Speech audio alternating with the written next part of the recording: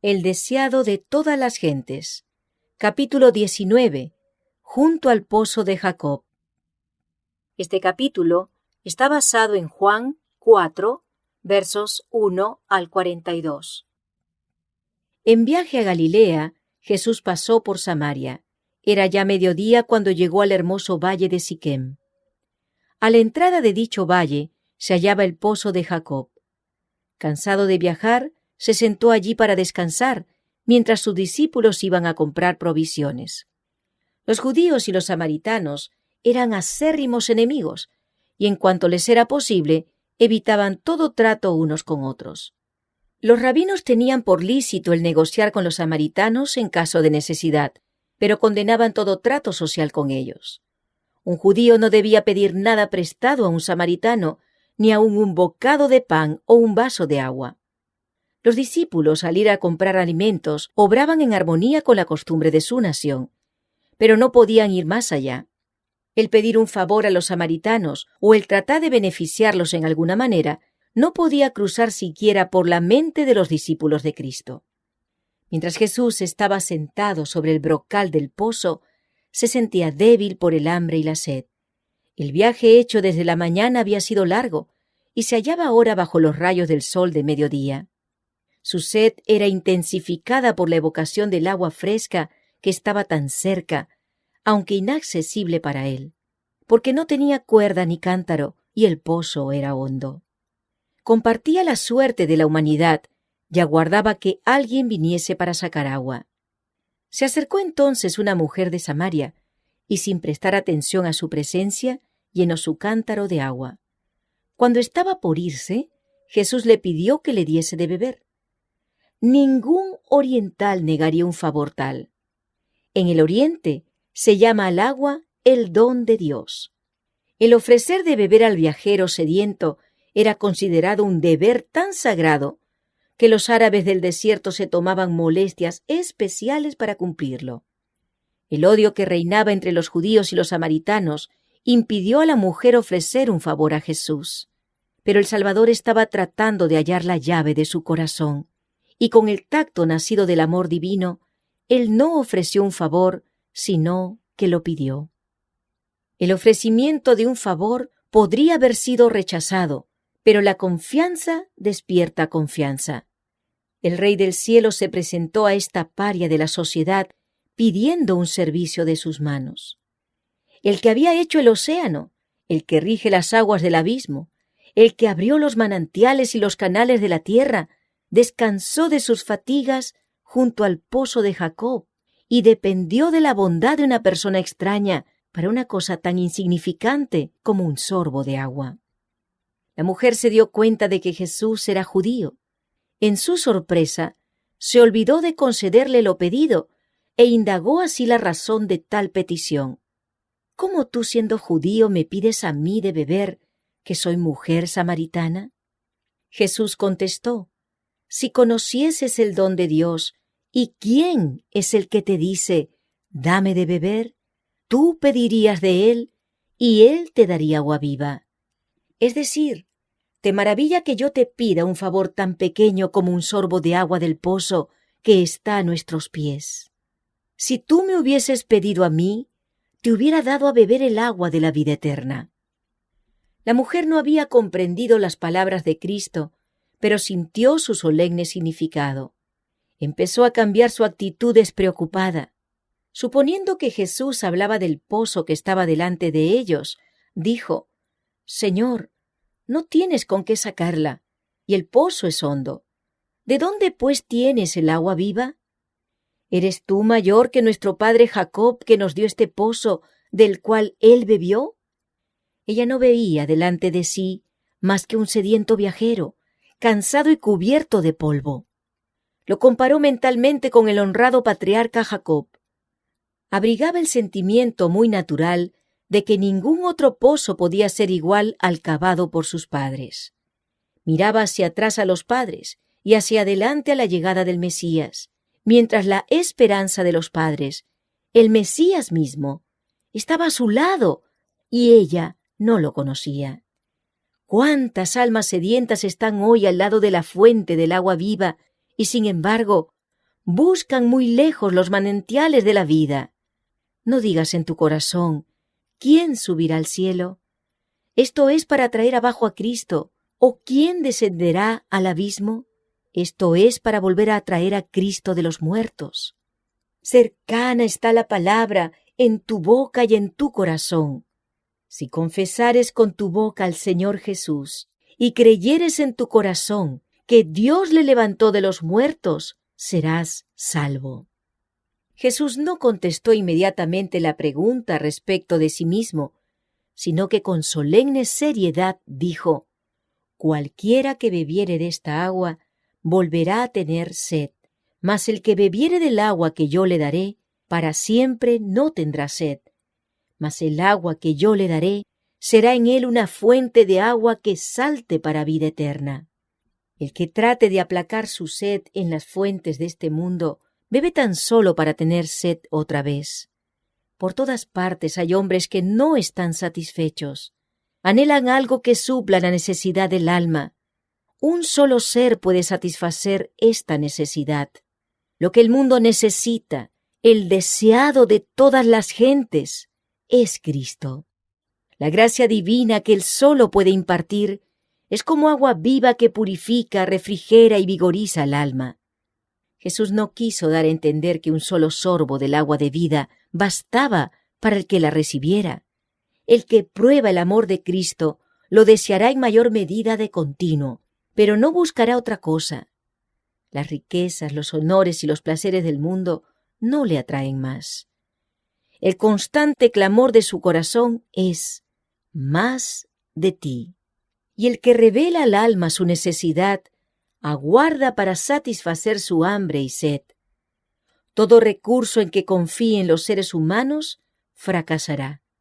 Las cisternas se vaciarán, los estanques se secarán, pero nuestro Redentor es el manantial inagotable. Podemos beber y volver a beber, y siempre hallar una provisión de agua fresca. Aquel en quien Cristo mora tiene en sí la fuente de bendición, una fuente de agua que salte para vida eterna. De este manantial puede sacar fuerza y gracia suficientes para todas sus necesidades. Mientras Jesús hablaba del agua viva, la mujer lo miró con atención maravillada. Había despertado su interés y un deseo del don del cual hablaba. Se percató de que no se refería al agua del pozo de Jacob, porque de ésta bebía de continuo y volvía a tener sed. «Señor», dijo, «dame esta agua, para que no tenga sed ni venga acá a sacarla». Jesús desvió entonces bruscamente la conversación. Antes que esa alma pudiese recibir el don que él anhelaba concederle, debía ser inducida a reconocer su pecado y su Salvador. Jesús le dice: «Ve, llama a tu marido y ven acá». Ella contestó: «No tengo marido».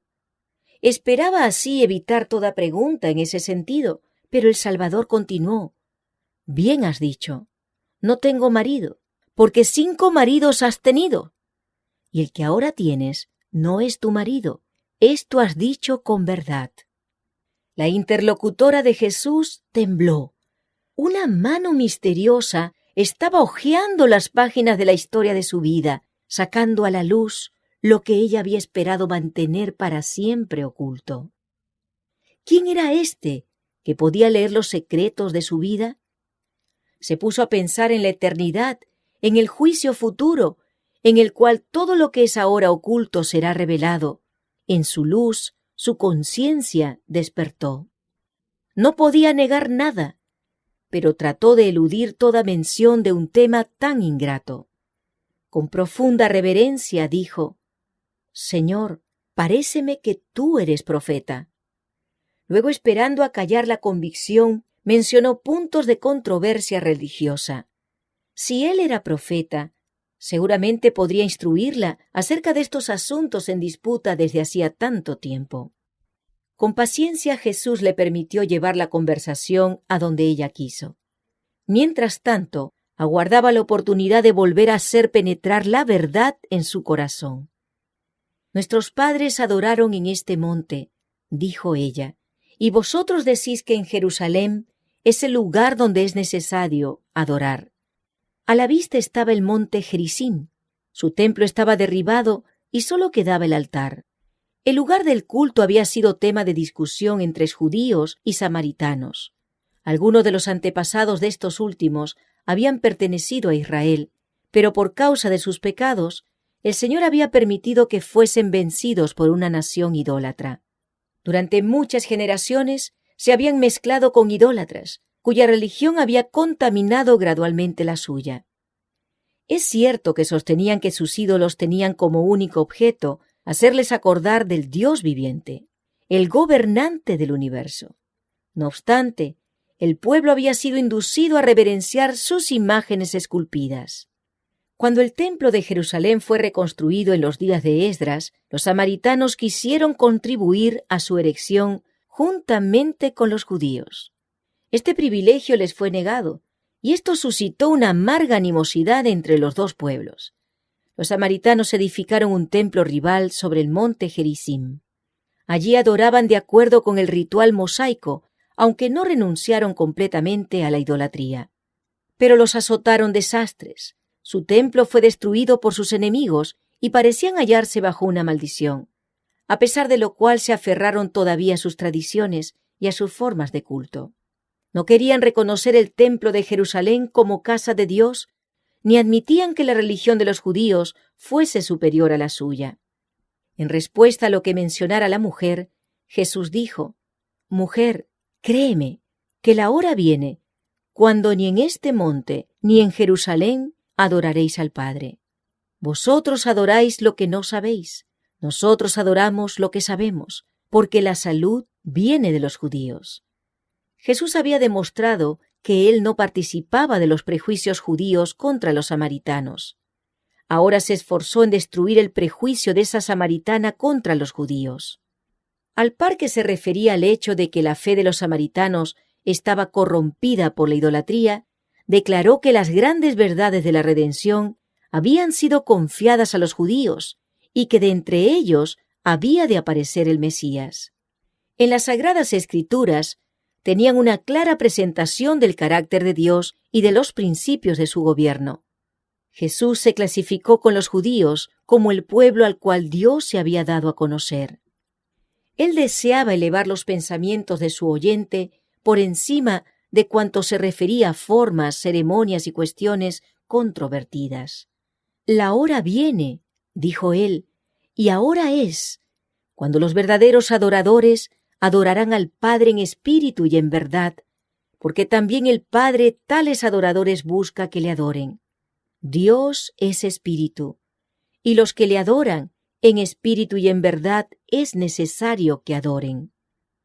Aquí se declara la misma verdad que Jesús había revelado a Nicodemo cuando dijo: «A menos que el hombre naciere de lo alto, no puede ver el reino de Dios». Los hombres no se ponen en comunión con el cielo visitando una montaña santa o un templo sagrado. La religión no ha de limitarse a las formas o ceremonias externas. La religión que proviene de Dios es la única que conducirá a Dios. A fin de servirle debidamente, debemos nacer del Espíritu Divino. Esto purificará el corazón y renovará la mente, dándonos una nueva capacidad para conocer y amar a Dios. Nos inspirará una obediencia voluntaria a todos sus requerimientos. Tal es el verdadero culto. Es el fruto de la obra del Espíritu Santo. Por el Espíritu es formulada toda oración sincera, y una oración tal es aceptable para Dios. Siempre que un alma anhela a Dios, se manifiesta la obra del Espíritu, y Dios se revelará a esa alma. Él busca adoradores tales, espera para recibirlos y hacerlos sus hijos e hijas. Mientras la mujer hablaba con Jesús, le impresionaron sus palabras. Nunca había oído expresar tales sentimientos por los sacerdotes de su pueblo o de los judíos.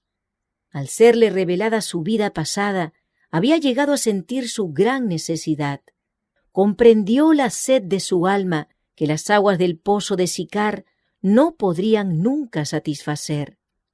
Nada de todo lo que había conocido antes le había hecho sentir así su gran necesidad. Jesús la había convencido de que leía los secretos de su vida. Sin embargo, se daba cuenta de que era un amigo que la compadecía y la amaba. Aunque la misma pureza de su presencia condenaba el pecado de ella, no había pronunciado acusación alguna, sino que le había hablado de su gracia, que podía renovar el alma.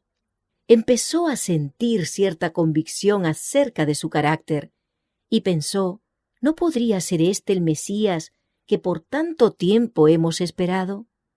Entonces le dijo, sé que el Mesías ha de venir, el cual se dice el Cristo. Cuando él viniere, nos declarará todas las cosas. Jesús le respondió, yo soy, que hablo contigo. Al oír la mujer estas palabras, la fe nació en su corazón y aceptó el admirable anuncio de los labios del Maestro Divino. Esta mujer se hallaba en un estado de ánimo que le permitía apreciar las cosas. Estaba dispuesta a recibir la más noble revelación porque estaba interesada en las Escrituras y el Espíritu Santo había estado preparando su mente para recibir más luz. Había estudiado la promesa del Antiguo Testamento. Profeta de en medio de ti, de tus hermanos como yo, te levantará Jehová tu Dios, a él oiréis. Ella anhelaba comprender esta profecía. La luz ya estaba penetrando en su mente. El agua de la vida espiritual que Cristo da a toda alma sedienta, había empezado a brotar en su corazón. El Espíritu del Señor estaba obrando en ella. El claro aserto hecho por Jesús a esta mujer no podría haberse dirigido a los judíos que se consideraban justos. Cristo era mucho más reservado cuando hablaba con ellos. A ella le fue revelado aquello cuyo conocimiento fue negado a los judíos y que a los discípulos se ordenó más tarde guardar en secreto. Jesús vio que ella haría uso de su conocimiento para inducir a otros a compartir su gracia. Cuando los discípulos volvieron, se sorprendieron al hallar a su maestro hablando con la mujer. No había bebido el agua refrigerante que deseaba, ni se detuvo a comer lo que los discípulos habían traído. Cuando la mujer se hubo ido, los discípulos le rogaron que comiera. Le veían callado, absorto, como en arrobada meditación. Su rostro resplandecía y temían interrumpir su comunión con el cielo, pero sabían que se hallaba débil y cansado y pensaban que era deber suyo recordarle sus necesidades. Jesús reconoció su amante interés y dijo, «Yo tengo una comida que comer que vosotros no sabéis». Los discípulos se preguntaron quién le habría traído comida, pero él explicó, «Mi comida es que haga la voluntad del que me envió y que acabe su obra». Jesús se regocijaba de que sus palabras habían despertado la conciencia de la mujer.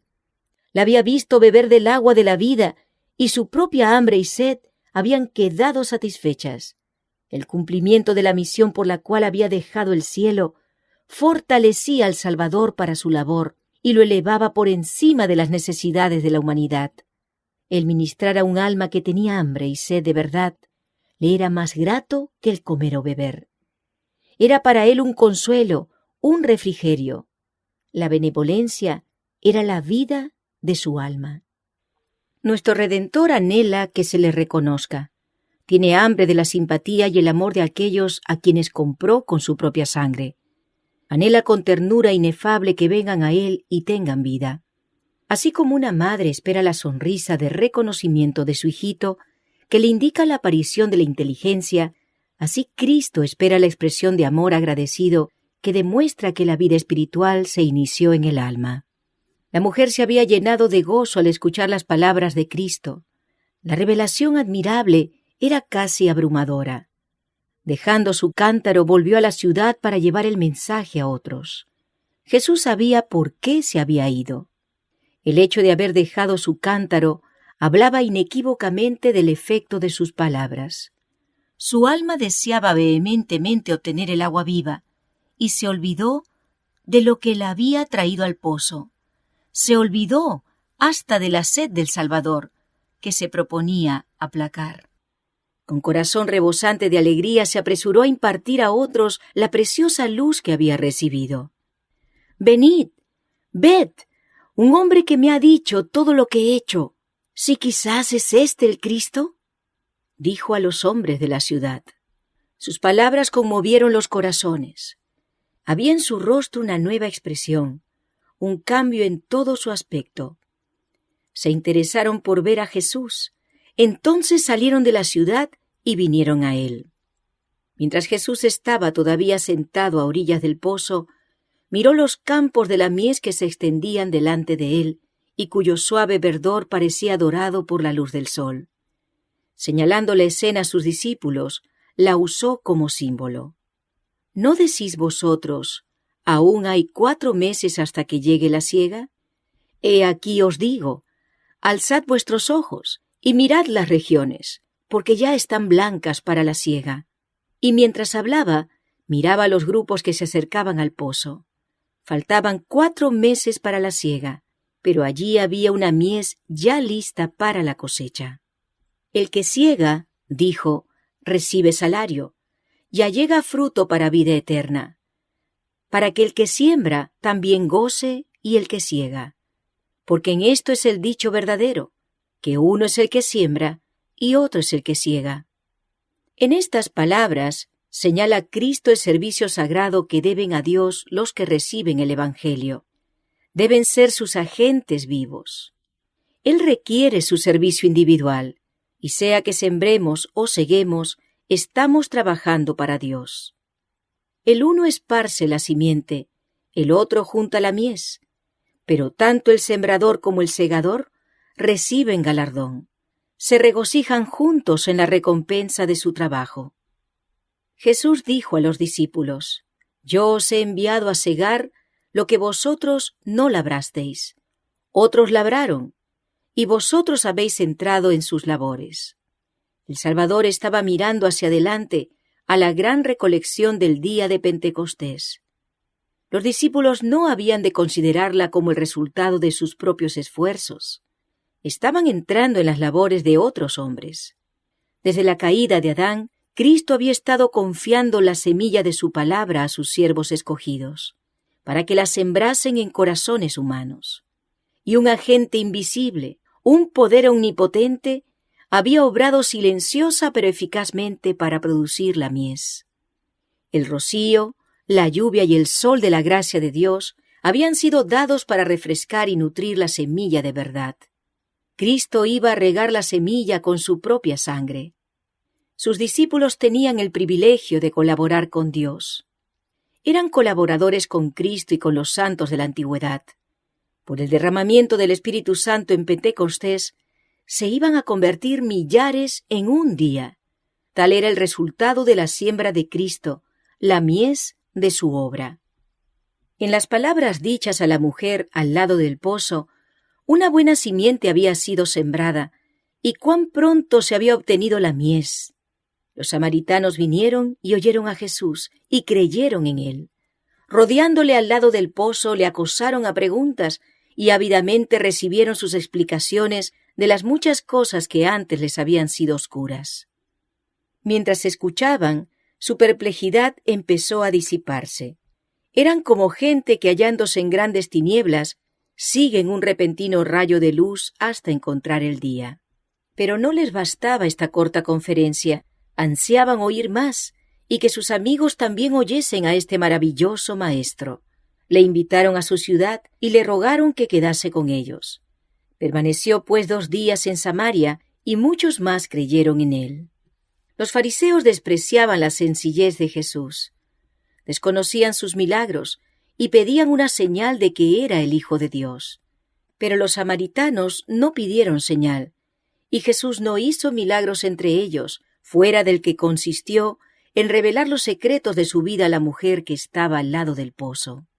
Sin embargo, muchos le recibieron. En su nuevo gozo decían a la mujer, «Ya no creemos por tu dicho, porque nosotros mismos hemos oído y sabemos que verdaderamente este es el Salvador del mundo, el Cristo». Los samaritanos creían que el Mesías había de venir como Redentor, no solo de los judíos, sino del mundo. El Espíritu Santo, por medio de Moisés, lo había anunciado como profeta enviado de Dios. Por medio de Jacob se había declarado que todas las gentes se congregarían alrededor suyo, y por medio de Abraham, que todas las naciones de la tierra serían benditas en él. En estos pasajes basaba su fe en el Mesías la gente de Samaria.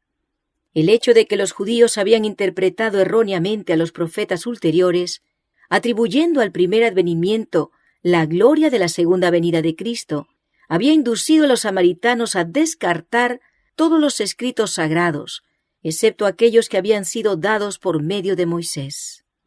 Pero como el Salvador desechaba estas falsas interpretaciones, muchos aceptaron las profecías ulteriores y las palabras de Cristo mismo acerca del reino de Dios. Jesús había empezado a derribar el muro de separación existente entre judíos y gentiles y a predicar la salvación al mundo. Aunque era judío, trataba libremente con los samaritanos y anulaba así las costumbres farisaicas de su nación. Frente a sus prejuicios, aceptaba la hospitalidad de este pueblo despreciado. Dormía bajo sus techos, comía en sus mesas, participando de los alimentos preparados y servidos por sus manos, enseñaba en sus calles y lo trataba con la mayor bondad y cortesía. En el templo de Jerusalén, una muralla baja separaba el atrio exterior de todas las demás porciones del edificio sagrado. En esta pared había inscripciones en diferentes idiomas que declaraban que a nadie, sino a los judíos, se permitía pasar ese límite. Si un gentil hubiese querido entrar en el recinto interior, habría profanado el templo y habría sufrido la pena de muerte. Pero Jesús, el que diera origen al templo y su ceremonial, atraía a los gentiles así por el vínculo de la simpatía humana, mientras que su gracia divina les presentaba la salvación que los judíos rechazaban. La estada de Jesús en Samaria estaba destinada a ser una bendición para sus discípulos, que estaban todavía bajo la influencia del fanatismo judío. Creían que la lealtad a su propia nación requería de ellos que albergasen enemistad hacia los samaritanos. Les admiraba la conducta de Jesús. No podían negarse a seguir su ejemplo, y durante los 2 días que pasaron en Samaria, la fidelidad a él dominó sus prejuicios. Pero en su corazón no se conformaban. Tardaron mucho en aprender que su desprecio y odio debían ser reemplazados por la piedad y la simpatía. Pero después de la ascensión del Señor, recordaron sus lecciones con nuevo significado. Después del derramamiento del Espíritu Santo, recordaron la mirada del Salvador, sus palabras, el respeto y la ternura de su conducta hacia estos extraños despreciados. Cuando Pedro fue a predicar en Samaria, manifestó el mismo espíritu en su obra. Cuando Juan fue llamado a Éfeso y Esmirna, recordó el incidente de Siquem y se llenó de gratitud hacia el Divino Maestro, quien, previendo las dificultades que deberían arrostrar, les había ayudado por su propio ejemplo.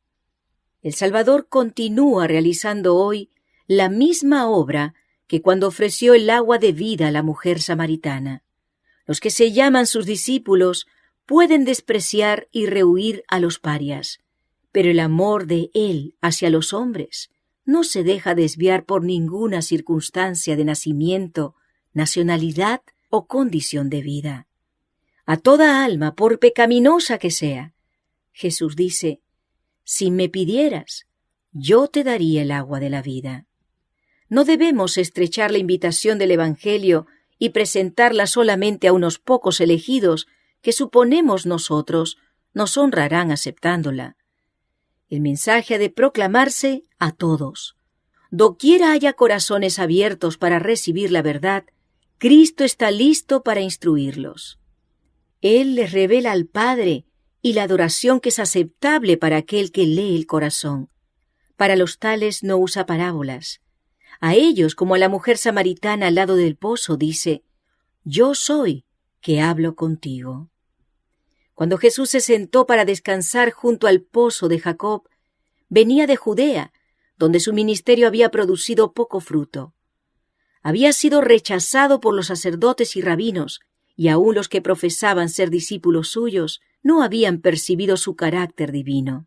Se sentía débil y cansado, pero no descuidó la oportunidad de hablar a una mujer sola, aunque era una extraña, enemiga de Israel, y vivía en pecado.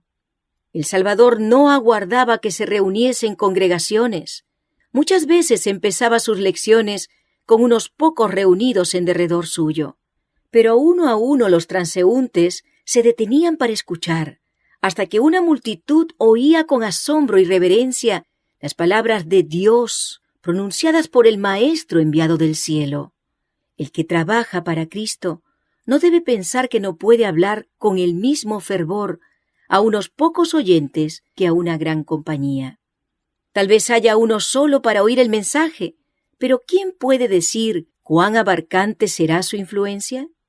Parecía asunto sin importancia aún para los discípulos que el Salvador dedicase su tiempo a una mujer de Samaria, pero él razonó con ella con más fervor y elocuencia que con reyes, consejeros o pontífices. Las lecciones que le dio han sido repetidas hasta los confines más remotos de la tierra. Tan pronto como halló al Salvador, la mujer samaritana trajo otros a él. Demostró ser una misionera más eficaz que los propios discípulos. Ellos no vieron en Samaria indicios de que era un campo alentador. Tenían sus pensamientos fijos en una gran obra futura y no vieron que en derredor de sí había una mies que segar. Pero por medio de la mujer, a quien ellos despreciaron, toda una ciudad llegó a oír del Salvador. Ella llevó enseguida la luz a sus compatriotas. Esta mujer representa la obra de una fe práctica en Cristo. Cada verdadero discípulo nace en el reino de Dios como misionero. El que bebe del agua viva llega a ser una fuente de vida. El que recibe llega a ser un dador. La gracia de Cristo en el alma es como un manantial en el desierto, cuyas aguas surgen para refrescar a todos y da a quienes están por perecer avidez de beber el agua de la vida.